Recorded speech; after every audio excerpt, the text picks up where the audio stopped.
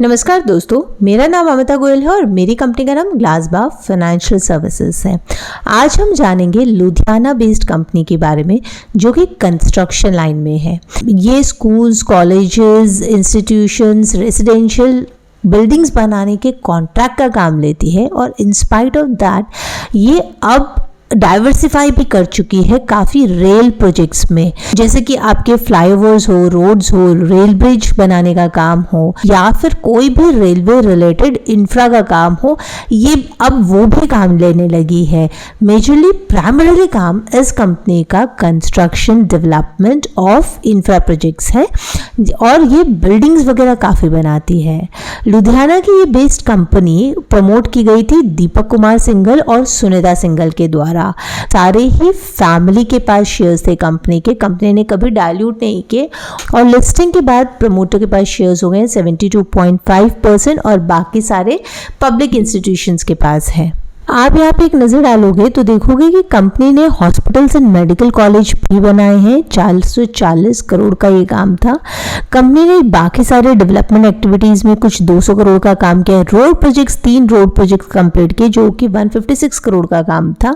Stadiums and sport complexes भी बनाए जो कि 140 करोड़ का काम था और रेसिडेंशियल कॉम्प्लेक्स भी बनाए जो कि 118 करोड़ का काम था।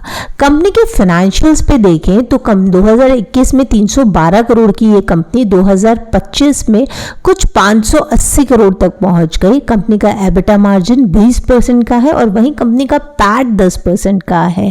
पैट कंपनी ने कुछ 81 करोड़ का कमाया और वहीं आप इंटरेस्ट पे एक नजर डालो तो 27 से 28 करोड़ का इंटरेस्ट खाली ब्याज देने में ही कंपनी का जाता है। नेटवर्थ कंपनी का लिस्टिंग के बाद 412 करोड़ का है जो कि पहले 160 करोड़ का था। कंपनी का लिवरेज रेशियो पहले सालों में यानी कि 2023 में 4 का हुआ करता था, 24 में घटकर ये 2.5 के आसपास आया और अब लिस्ट होने के बाद यही लिवरेज रेशियो 1 का आ गया। यानी कि कंपनी ने अच्छा खासा पैसा डाला है बिजनेस में और जाहिर सी बात है आईपीओ रेज करके पैसा बिजनेस में ही इन्वेस्ट हुआ है। कंपनी के डेटर्स 90 दिन के हैं क्योंकि आप गवर्नमेंट से डील करते हैं और वहाँ पे पैसा अगर आपके कोई भी बिल अटक जाते हैं या कुछ क्लियरेंसेस नहीं मिलती है तो आपके डेटर्स लंबे चले जाते हैं। इन्वेंट्री पे आप देखोगे तो इन्वेंट्री भी कंपनी की 312 दिन की है। यानी कि कोई भी प्रोजेक्ट्स या कहीं पे भी प्रोजेक्ट साइट के ऊपर इन्वेंट्री रखियो, अगर वो रेसिडेंशियल बना रहे तो वहाँ पे इन्वेंट्री रखियो, वो इन्वेंट्री ऑलमोस्ट 1 साल की है। यहाँ पे देखिए आप इन्वेंट्री कंपनी की 280 करोड़ के आसपास कंपनी की इन्वेंट्री रही है और वही डेटर्स जो है 7 करोड़ से बढ़कर 146 करोड़ हो गए हैं।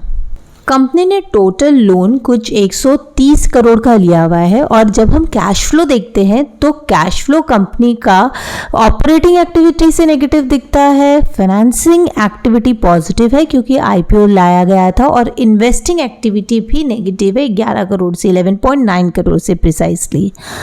तो जाहिर सी बात है कि ये पूरा का पूरा इन्वेस्टमेंट कंपनी का उसके डेटर्स और इन्वेंट्री में ब्लॉक हुआ है।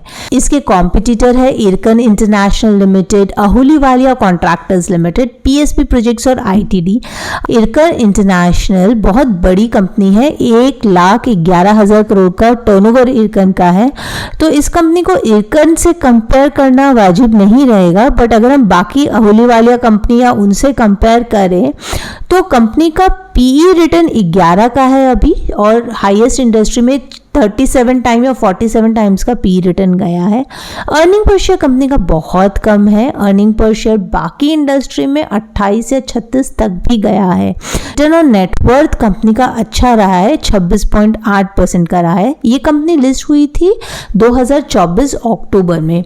260 करोड़ रुपए रेस किए गए और ये 260 करोड़ रुपए कंपनी के प्रोसीड्स में यूज हुए कि कंपनी जो बिजनेस करे उसी में यूज हुए। बाकी अगर हम देखें तो क्योंकि ये लुधियाना या पंजाब का काम कंपनी ज़्यादा लेती है तो एक कॉन्सेंट्रेटेड रिस्क रहता है क्योंकि हरियाणा, राजस्थान और उत्तराखंड का ही कंपनी ज़्यादा काम करती है। ओवरऑल कंपनी कॉन्ट्रैक्टर हो के इंफ्रा बिजनेस में रह के अगर इनका आप एबिटा मार्जिन और पैट मार्जिन देखें तो काफ़ी अच्छा है। सिर्फ ये देखने की फ्यूचर में ज़रूरत है कि कंपनी इन्वेस्टेड अपनी खाली इन्वेंट्रीज और डेटर्स में रहती है या लिक्विडेट होके कंपनी का पैसा रिटर्न भी आता है। कई बार ऐसा होता है कि सिर्फ मार्च के समय कहीं आप कोई एक बड़ा प्रोजेक्ट कर रहे हो, क्योंकि बैलेंस शीट एक पॉइंट ऑफ टाइम के लिए बनती है, तो वो कहना कि लॉन्गर समय के लिए ये पैसा इन्वेस्टेड है वाजिब नहीं होगा। जैसे ही जून क्वार्टर के रिजल्ट्स डिक्लेयर हुए तो एक नजर आप उन पर डाल ले, आपको एक्चुअली पता चलेगा कि कंपनी का पैसा वहीं पर अटका हुआ है या उसमें मूवमेंट हुई है। इसी तरह और फाइनेंशियल जानकारी के लिए आप हमारे चैनल के साथ बने रहें और आप हमें लाइक, शेयर और सब्सक्राइब जरूर करें। Glasba Financial Services, for all your financial needs.